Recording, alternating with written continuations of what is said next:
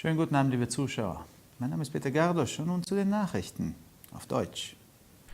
Zehntausende demonstrierten in Budapest für eine neue, faire Wahl und für die Einheit der Opposition und gemeinsamen Kandidaten. Bei der Demonstration Wir sind die Mehrheit, Demonstration für Demokratie, vor dem Parlamentsgebäude forderten die Redner der Einheit der Demokraten und eine Einheit für Freiheit, Demokratie, Rechtsstaatlichkeit, freie Presse und die Zusammenarbeit der Oppositionsparteien, um die Regierung zu ersetzen. Sie kündigten an, dass sie die Demonstration fortsetzen würden, um ihre Ziele zu erreichen. Öschlani, der Initiator der Demonstration, forderte die Einheit der Oppositionsparteien, die die Regierung ersetzen wollen, da sie ohne Kooperation nicht in der Lage sein werden, ihre Ziele zu erreichen.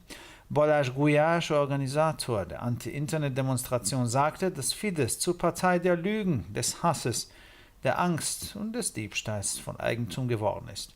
Er erklärte, dass die Wahl Fidesz begünstigte und wenn Fidesz ein Rückgrat hätte, würde sie das Parlament auflösen und eine Neuwahl initiieren. Am Tag der Erinnerung an die Opfer des Holocaust in Ungarn erinnerte der Premierminister an die fast 600.000 Ungarn, von denen die meisten verfolgt und getötet wurden, weil sie Juden waren. Laut dem Büro des Premierministers ist es unsere moralische Pflicht, sich an die Märtyrer und Helden zu erinnern, die viele Menschen gerettet haben, da sie ein Beispiel für zukünftige Generationen darstellen. Ganz Europa hat die gemeinsame Verantwortung, künftigen Generationen zu helfen, aus vergangenen Sünden zu lernen, ihren Hintergrund zu verstehen und über die Konsequenzen nachzudenken. Bildung spielt dabei eine wichtige Rolle und die von der International Holocaust Remembrance Alliance entwickelte Bildungsrichtlinie bietet dafür wichtige Ressourcen. Dieser Tag ruft auch alle mit guter Absicht auf, die Solidarität, das Gefühl der Zugehörigkeit und die Geduld zu stärken. Der Präsident von Ungarn, János Áder, hat am 8. Mai die Eröffnungssitzung des Parlaments einberufen und Viktor Orbán, dem Vorsitzenden des Parteibündnisses Fidesz-KDNP, gebeten, Verhandlungen über die Bildung einer Regierung aufzunehmen.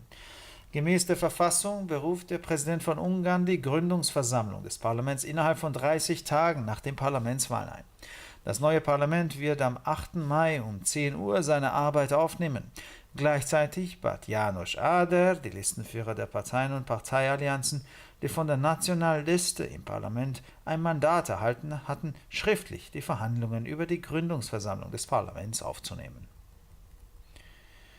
Péter Szijjártó sagte zu György Soros Treffen mit Franz Timmermans, Vizepräsident der Europäischen Kommission, dass diese zwei Personen sind, die die Einwanderer extrem unterstützen.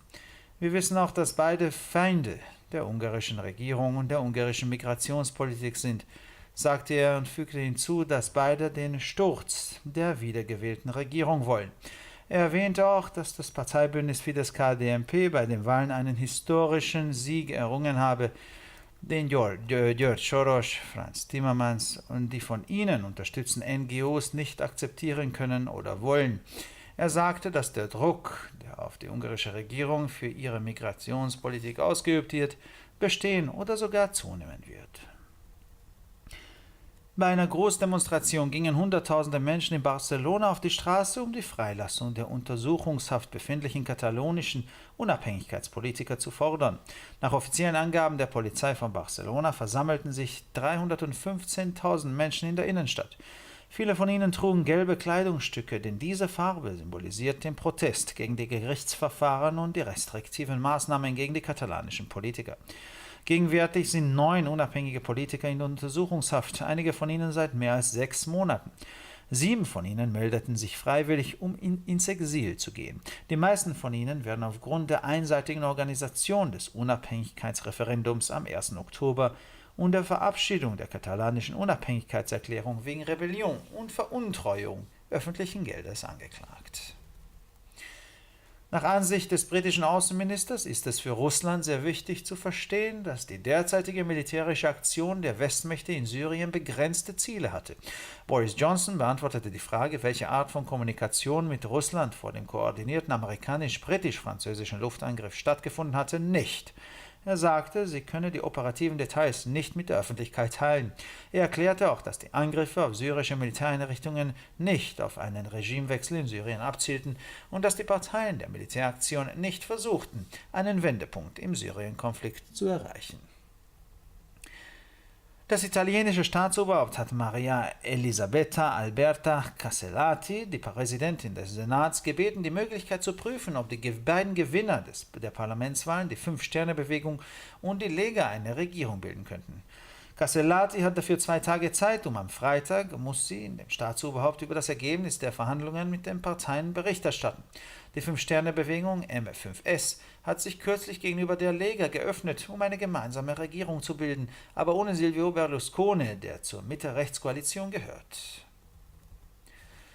Der Iran greift seinen Nachbarn nicht an, setzt aber die Produktion aller Arten von Waffen fort, die zum Schutz des Landes notwendig sind, sagte der iranische Präsident Hassan Rouhani bei einer militärischen Zeremonie am Tag der Armee. Er betonte, dass der Iran ein großes Land mit enormen Ressourcen ist, eine riesige zivilisierte Nation, die in den vergangenen Jahrzehnten und Jahrhunderten keinen ihrer Nachbarn oder irgendein Land in der Region angegriffen hat. Washington und Riad sowie der Westen werfen Teheran vor, den Nahen Osten zu destabilisieren. Teheran ist an der Seite des Staatschefs Bashar al-Assad in den Krieg in Syrien verwickelt. Im Irak kämpft er gegen die Terrororganisation ISIS und außerdem kämpft er darum, seinen regionalen Einfluss gegen Saudi-Arabien zu erhöhen, das traditionell Verbündete der Vereinigten Staaten ist. Die israelische Luftwaffe griff letzte Woche eine iranische-syrische Luftwaffenbasis an, kündigte ein hochrangiger israelischer Militärführer an. In der israelischen Kampagne verloren 14 Menschen ihr Leben, schrieb i24news.com. Früher haben israelische Beamte nicht bestätigt, dass der Militäranschlag der letzten Woche vom jüdischen Staat begangen wurde.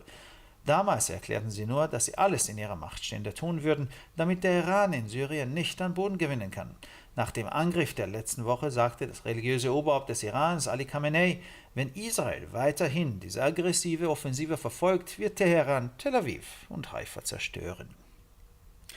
Und nun zum Wetter. Am Samstag wird es fast überall im Land sonnig, nur einige Wolken sind zu erwarten. Im Norden und Nordwesten könnte der Süd-Südwestwind stärker werden. Am Morgen wird es kühl und am Nachmittag können wir zwischen 21 und 26 Grad erwarten. Auch am Sonntag wird es viel Sonnenschein geben, tagsüber können aber auch einige Wolken auftauchen, allerdings sind nur vereinzelte Regenschauer zu erwarten. Der Wind wird moderat bleiben, die Höchsttemperatur wird zwischen 22 und 27 Grad liegen. Am Montag wird es vereinzelt Regen und Gewitter geben, aber es bleibt weiterhin warm. Für weitere Nachrichten besichtigen Sie bitte unsere Webseiten www.hettitv.com sowie www.breuerpress.com.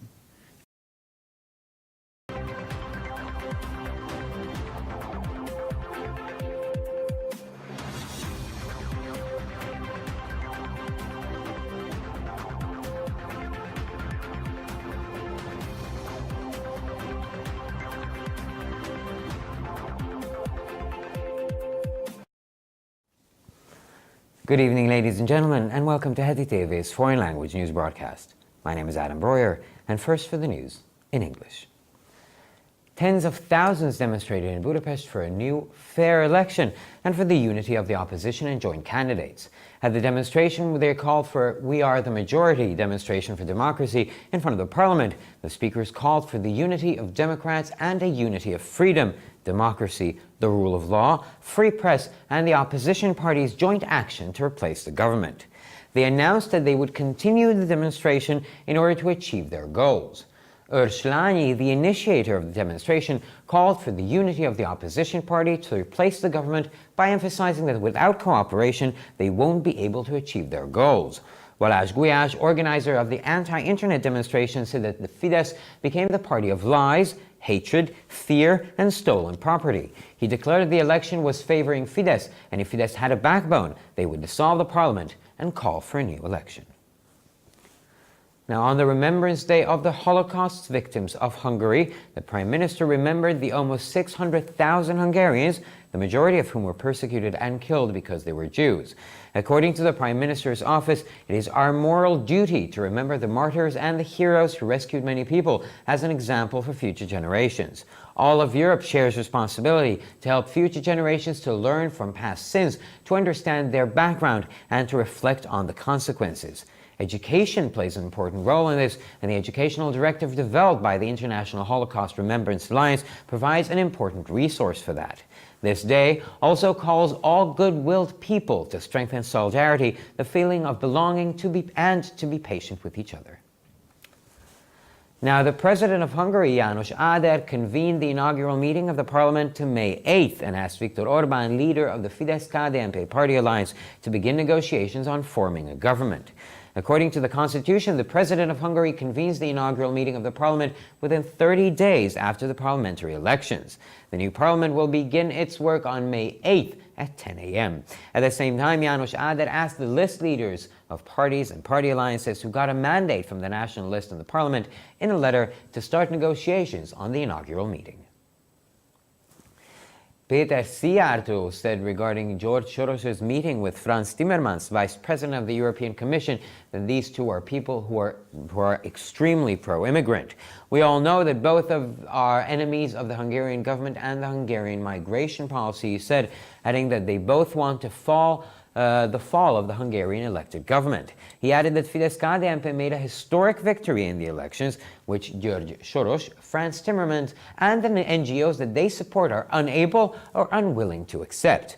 He said that the pressure exerted on the Hungarian government for its migration policy will not only continue to exist, but may possibly even increase.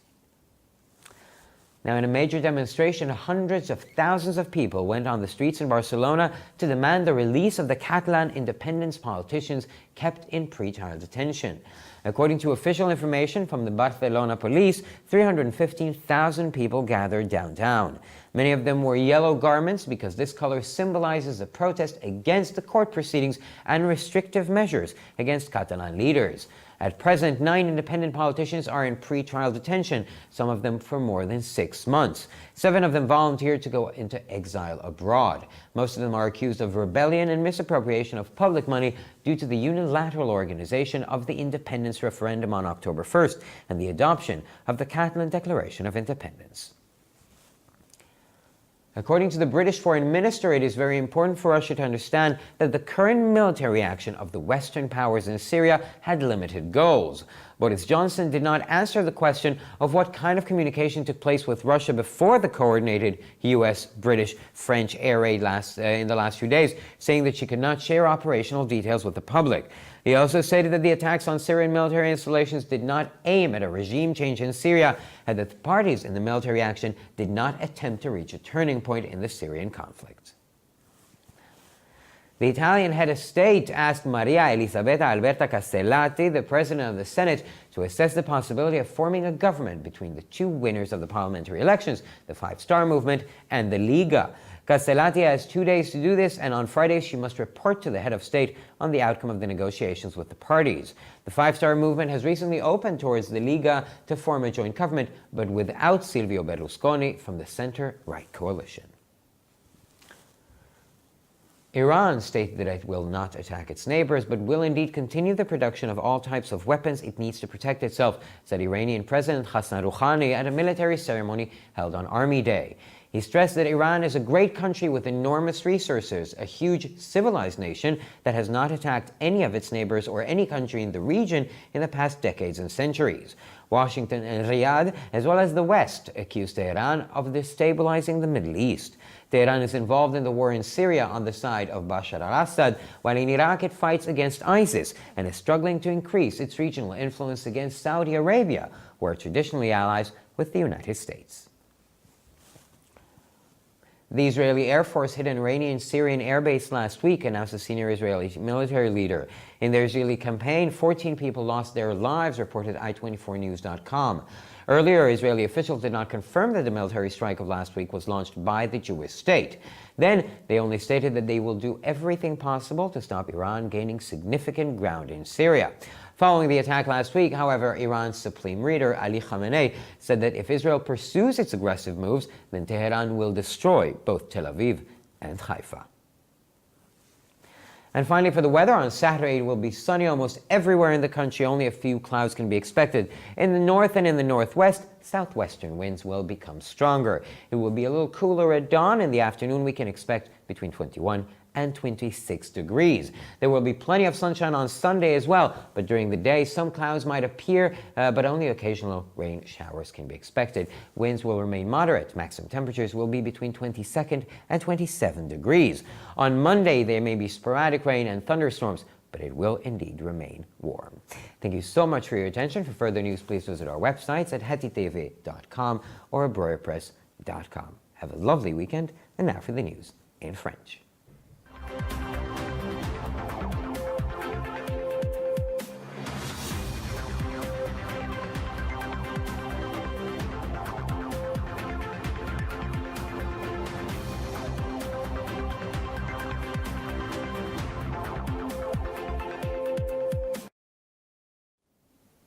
Bonsoir mesdames et messieurs et bienvenue ici à HETI-TV. Maintenant, les titres en français. Plusieurs milliers de personnes ont manifesté à Budapest pour de nouvelles élections honnêtes, l'unification de l'opposition et la présentation d'un candidat commun. À la manifestation organisée devant le Parlement sous le thème « Nous sommes la majorité », manifestation pour la démocratie, les intervenants ont réclamé la fédération des démocrates et l'unification pour la liberté, la démocratie, l'état de droit, la liberté de la presse et l'action commune des partis de l'opposition afin de changer le gouvernement. Ils ont déclaré qu'ils continueraient à manifester pour atteindre leurs objectifs. L'initiateur de la manifestation, Örslányi, a appelé au rassemblement de tous ceux qui souhaitent changer de gouvernement en estimant que sinon la lutte serait perdue. Selon Balázs Gulyás, l'organisateur de la manifestation contre la taxe Internet, le Fidesz est devenu le parti de mensonges, de la haine, de la peur et des fortunes volées.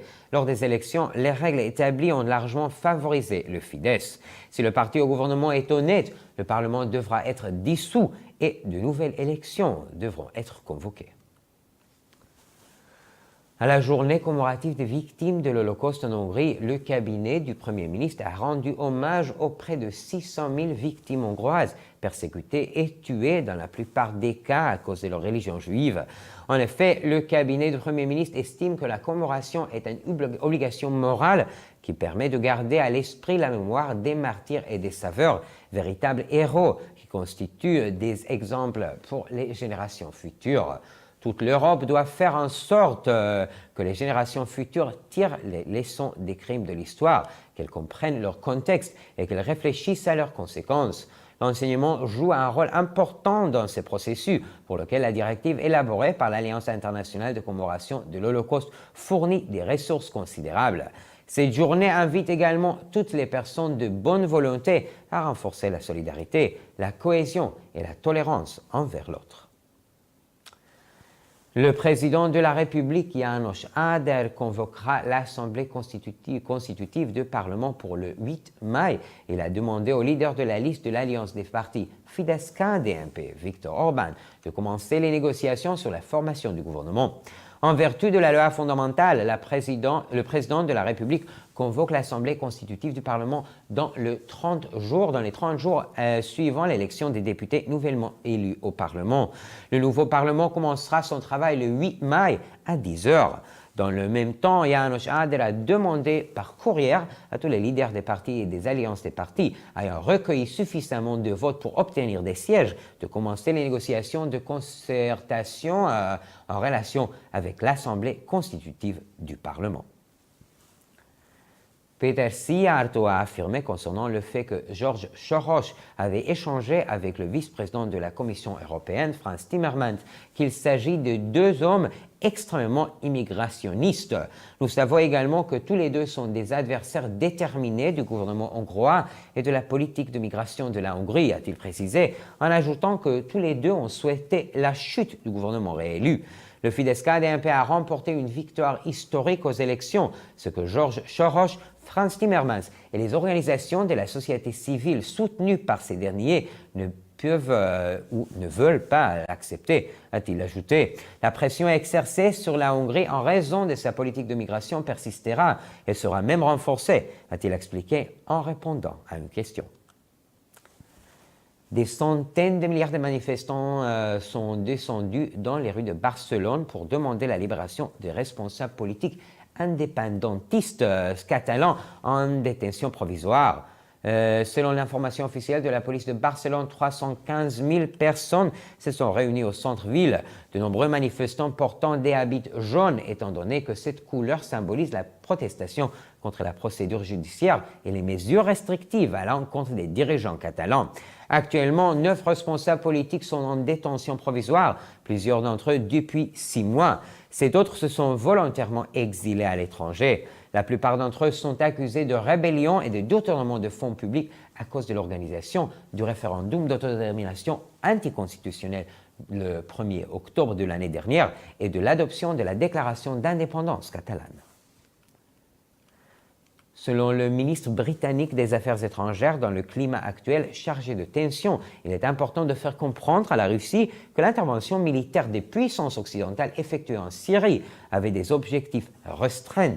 Boris Johnson n'a pas répondu à la question concernant la nature des échanges menés avec la Russie avant les frappés concertés de la veille, déclenchés par les États-Unis, la France et le Royaume-Uni en disant qu'ils ne pouvaient pas divulguer des détails opérationnels. Cependant, il a déclaré que l'objectif des attaques aériennes contre les installations militaires syriennes n'avait été ni de changer le régime syrien, ni de provoquer un tournant dans le déroulement du conflit syrien. Le chef de l'État italien a mandaté la présidente du Sénat, Maria Elisabetta Alberta Castellati, pour évaluer si les deux partis gagnant des élections législatives, le mouvement 5 étoiles et la Liga, étaient en mesure de former un gouvernement. Madame Castellati dispose de 2 jours. Vendredi, elle doit présenter au chef de l'État le résultat des concertations menées avec le parti. Ces derniers temps, le mouvement 5 étoiles s'est montré ouvert envers la Ligue afin de former un gouvernement commune, mais sans Silvio Berlusconi, qui appartiennent à la coalition de centre-droit dirigée par la Ligue. L'Iran n'a aucune intention d'agresser ses voisins, mais continuera de produire toutes les armes dont il a besoin pour assurer sa défense, a déclaré le président Hassan Rouhani pendant la défi organisée à l'occasion de la journée de l'armée iranienne. L'Iran est un grand pays doté d'immenses ressources, une grande nation civilisée, et au cours des dernières dizaines ou centaines d'années, l'Iran n'a agressé aucun de ses voisins, ni aucun des pays de sa région, a-t-il souligné. Téhéran, qui est allié du président Bachar el-Assad dans la guerre en Syrie, qui lutte contre l'organisation terroriste État islamique en Irak et qui s'efforce d'augmenter son influence dans la région vis-à-vis de l'Arabie saoudite, allié historique de l'Occident, est accusé par Washington, Riyad et l'Occident de mener une politique de déstabilisation le Moyen-Orient. La semaine dernière, les forces aériennes israéliennes ont frappé une base aérienne syrienne en Iran, a reconnu un responsable militaire israélien. 14 personnes sont mortes au cours de l'intervention israélienne, a informé le portail 124news.com. Le fait que l'action militaire de la semaine dernière avait été initiée par l'État juif n'a pas encore été confirmé par les responsables israéliens. Ils ont seulement déclaré qu'ils feraient tout pour que l'Iran renforce le plus possible sa position en Syrie. Par ailleurs, après l'attaque de la semaine dernière, le guide suprême iranien Ali Khamenei a affirmé que si Israël poursuivait ses mesures agressives, Téhéran détruirait les villes de Tel Aviv et de Haïfa. Et finalement, les météos. Samedi, le ciel sera dégagé quasiment dans tout le pays. Seulement des fins cirrostrotes pourront apparaître dans quelques régions. Au nord et au nord-ouest, le vent du sud du Suède sera vif. Au petit matin, il fera frais, tandis que l'après-midi, les thermomètres afficheront des valeurs entre 21 et 26 degrés. Dimanche, il y aura également beaucoup de soleil, mais pendant la journée, de petits cumulus se formeront, n'apportant que quelques averses. Le vent sera modéré, les températures atteindront un maximum de 22 à 27 degrés. Lundi, il pourra y avoir quelques faibles averses, mais le temps restera chaud. Pour encore plus d'actualités, rendez-vous sur nos sites internet à htv.com ou broyerpress.com. Merci beaucoup pour votre attention. On vous souhaite un bon week-end. Et maintenant, les titres en chinois.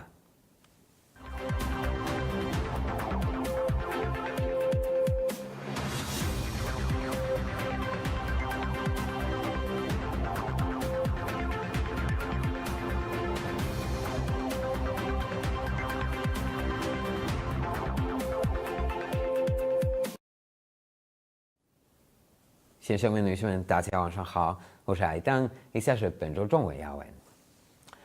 成千上万人在布达佩斯示威，这是举行新的公平选举，这是反对党籍联合候选人的团结。示威人士在议会前召开名为"我们才是大多数，为民主示威"的集会。示威发言人呼吁民主党人团结，一直追求自由、民主、法治和新闻自由，呼吁反对党共同行动取代县政府。示威者宣布，他们将为实现自己的目标继续示威。示威发起人Ursulani呼吁反对党团结一致。他强调，如果没有合作，他们的目标就将无法实现。反互联网示威组织者波拉古亚表示，金民盟即成为一个代表谎言、仇恨、恐惧和憎恶的党。他指出，本次选举偏袒金民盟，如果金民盟还有骨气，他们就会解散议会，发起新的选举。在匈牙利大屠杀原遇难者纪念日，匈牙利总理缅怀近60万匈牙利遇害者，他们中大多数都因身为犹太人而遭到迫害和杀害。总理办公室表示，我们有道义自然纪念那些拯救了众多生命的烈士和英雄，他们为后代树立了榜样。所有欧洲人都有责任帮助子孙后代从过去的罪恶中汲取教训，认识其背景，反思其后果。在这个方面，教育的作用非常重要。国际大屠杀纪念联盟制定的教育指导方针为此提供了重要的资源。这个纪念日还号召所有善良的人们加强凝聚力、归属感以及对彼此的耐心。5月8日，匈牙利总统János Áder来召集议会就职会议，要求亲民盟基督教民主人民党联盟领导人 Viktor Orbán 启动组建政府谈判。宪法规定，匈牙利总统应在议会选举后30天内召集议会就职会议。新议会将于5月8日上午10点开始工作。与此同时，在一方针对议会就职并启动谈判而行中，亚诺什阿德要求得到由议会全国性名单授权的各党派和党派联盟领袖的名单，针对确认由欧盟委员会副主席 Frans Timmermans 的会见，佩特西亚都表示，这两个人都极为支持移民。我们都知道，两人都反对匈牙利政府和匈牙利移民政策。他指出，两人都希望获得连任的县政府倒台。他还表示，金民盟基督教民主人民党在选举中取得了历史性的胜利，而 Timmermans 以及他们所支持的非政府组织无法接受或不愿意接受这一事实。他说，对匈牙利政府移民政策施加的压力将继续存在，甚至还在增加。在一次大规模示威中，数十万人走上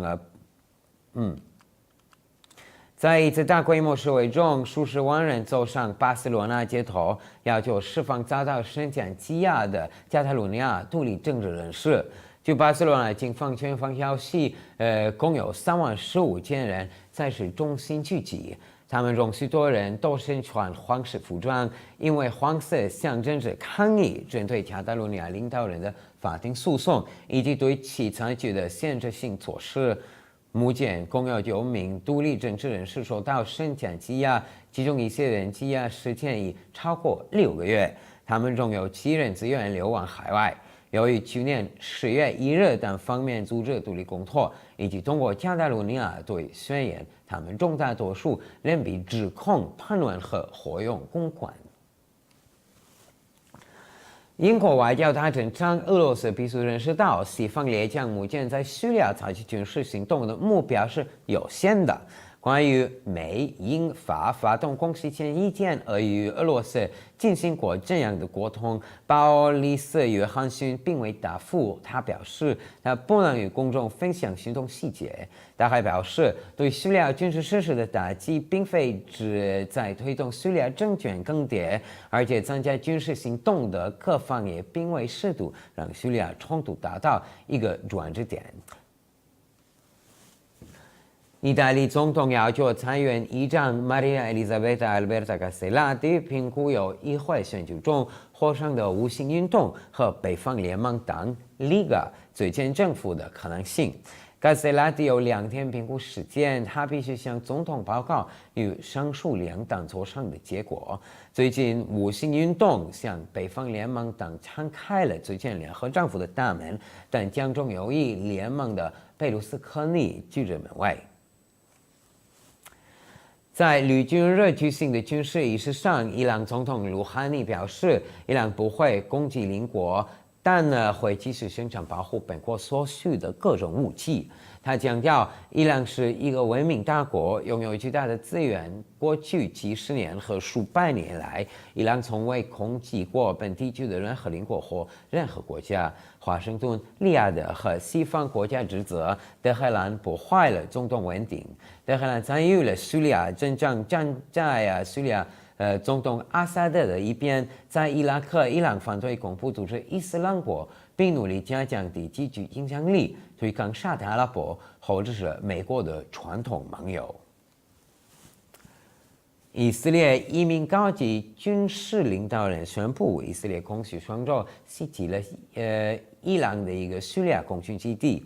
据网站 i24news.com 报道，在以色列的袭击中有14人丧生。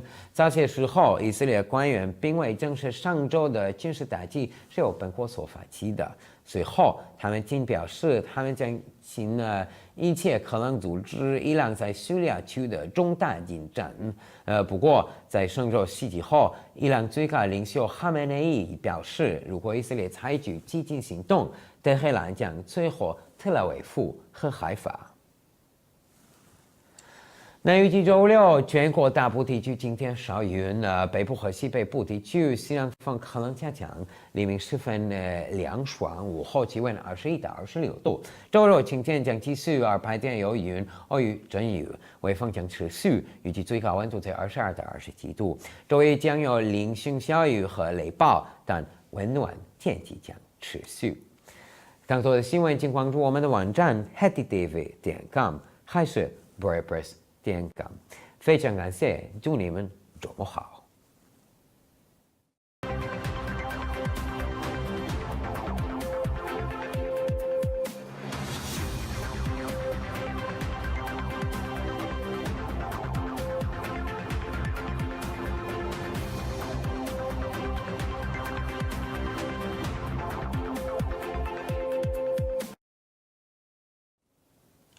ערב טוב גבירותיי ורבותיי, שמי אדם ברויר וברוכים הבאים לחדשות HTTV בעברית.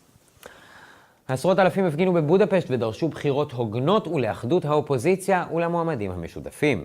בהפגנה בשם אנחנו הרוב, הפגנה למען הדמוקרטיה מול הפרלמנט, הדוברים קראו לאחדות הדמוקרטים ולאיחוד למען החופש, שלטון החוק, חופש העיתונות ופעולה משותפת על ידי האופוזיציה להחלפת הממשלה. הם הודיעו כי ימשיכו בהפגנות כדי להשיג את מטרותיהם. ארשלני, יוזם ההפגנה, קרא לאחדות מפלגות האופוזיציה בהחלפת הממשלה, בהדגישו כי ללא שיתוף פעולה הן לא יוכלו להשיג את מטרותיהן. בולאש גויאש, מארגן ההפגנה נגד האינטרנט, אמר כי פידס הפכה למפלגה של שקרים, שנאה, פחד וגניבה.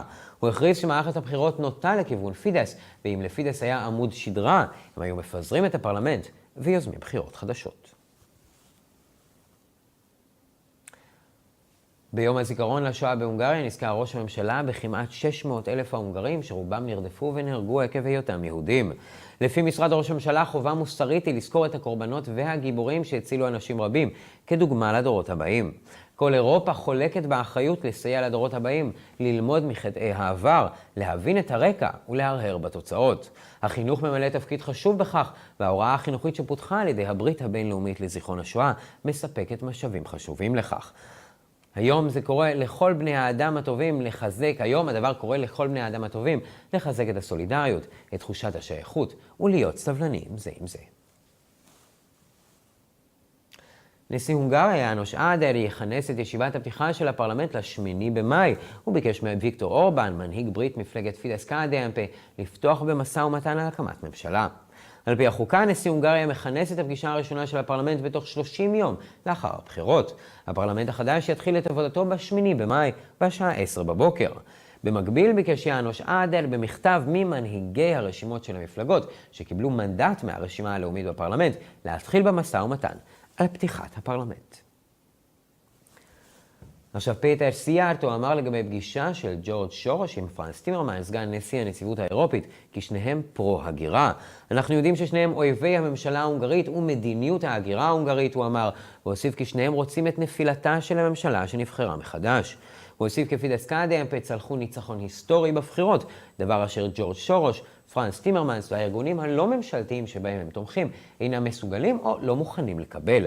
הוא אמר כי הלחץ שהופעל על הממשלה ההונגרית על מדיניות ההגירה שלה ימשיך להתקיים ואף יגדל. בהפגנה גדולה מאות אלפי אנשים יצאו לרחובות בברצלונה כדי לדרוש את שחרורם של פוליטיקאים עצמאיים קטלנים ממעצר לפני משפט. על פי מידע רשמי במשטרת ברצלונה, 315,000 איש התאספו במרכז העיר. רבים מהם לבשו בגדים צהובים. צבע זה הרי מסמל את המחאה נגד ההליכים בבית המשפט והצעדים המקבילים נגד מנהיגים קטלנים. כיום 9 פוליטיקאים עצמאיים נמצאים במעצר לפני המשפט, חלקם כבר יותר מ6 חודשים. 7 מהם התנדבו לצאת לגלות בחול, רובם מואשמים במרד ובגיוס כספים ציבוריים בשל הארגון החד צדדי של משאל העצמאות ב1 באוקטובר ואימוץ הכרזת העצמאות הקטלנית. לדברי שר החוץ הבריטי חשוב מאוד שרוסיה תבין כי לפעולה הצבאית הנוכחית של מעצמות המערב בסוריה היו יעדים מוגבלים. בוריס ג'ונסון לא ענה לשאלה איזו תקשורת התקיימה עם רוסיה לפני הפשיטה האווירית המתואמת בין ארצות הברית לבריטניה וצרפת בימים האחרונים, ואמר כי הוא אינו יכול לשתף פרטים מבצעיים עם הציבור. הוא גם ציין כי ההתקפות על המתקנים הצבאיים הסורים לא נועדו לשינוי משטרתי בסוריה וכי הצדדים לא ניסו להגיע לנקודת מפנה בסכסוך הסורי. הנשיא האיטלקי ביקש ממריה אליזבטה אלברטה קסלטי, נשיאת הסנאט, להעריך את האפשרות להקים ממשלה בין שני הזוכים בפרלמנט, תנועת 5 הכוכבים והליגה. יש לה יומיים לעשות זאת, וביום שישי היא הייתה צריכה לדווח על תוצאות המשא ומתן עם הצדדים. תנועת 5 הכוכבים כבר פתחה לקראת הליגה כדי להקים ממשלה משותפת, אך ללא סילביו ברלוסקוני מהקואליציה המרכזית ימנית. איראן לא תתקוף את שכנותיה, אך תמשיך לייצר את כל סוגי הנשק הדרושים לה כדי להגן על עצמה, אמר נשיא איראן חסן רוחני, בטקס צבאי שנערך ביום הצבא. הוא הדגיש כי איראן היא מדינה נהדרת בעלת משאבים עצומים, אומה ענקית ומתורבתת, שלא תקפה אף אחת משכנותיה או כל מדינה אחרת באזור בעשורים ובמאות האחרונות. וושינגטון וריאד, כמו גם המערב, מאשימים את טהרן באי היציבות במזרח התיכון. טהרן מעורבת במלחמה בסוריה לצידו של בשאר אל-אסד, בעוד שבעיראק היא נלחמת נגד דאעש ונאבקת כדי להגביר את השפעתה האזורית נגד סעודיה, הרי שהיא בעלת ברית של ארצות הברית. כעת חיל האוויר הישראלי פגע בשבוע שעבר בבסיס חיל אוויר איראני בסוריה. במערכה הישראלית 14 אנשים איבדו את חייהם, מדווח i24news.com. מוקדם יותר גורמים רשמיים בישראל לא אישרו את ההתקפה הצבאית של השבוע שעבר שבוצעה על ידי ישראל. אז הם רק אמרו שהם יעשו כל שביכולתם כדי למנוע מאיראן להשיג קרקע משמעותית בסוריה. בעקבות הפיגוע בשבוע שעבר אמר המנהיג העליון של איראן, עלי חמנאי, כי אם ישראל תנקוט בצעדים תוקפניים, טהרן תהרוס את תל אביב ואת חיפה. ולמזג האוויר, ביום שבת יהיה בהיר כמעט בכל הונגריה, ניתן לצפות רק למעט מאוד עננים. בצפון ובצפון מערב, הרוח הדרום מערבית עלולה להתחזק. יהיה קריר עם שחר, בשעות אחר הצהריים אנחנו יכולים לצפות לבין 21 ל-26 מעלות. ביום ראשון יהיה שפע של אור שמש גם כן, אבל במהלך היום כמה עננים עשויים להופיע, ואפילו גשם פה ושם. הרוחות תישארנה מתונות. הטמפרטורות המקסימליות תהיינה בין 22 ל-27 מעלות. ביום שני ייתכן גשם ספורדי וסופות רעמים, אבל מזג האוויר יישאר חם. לחדשות נוספות אנא בקרו באתר האינטרנט שלנו ב-htv.com או בברוירפרס.com. תודה שהייתם איתנו, שיהיה לכם שבת שלום.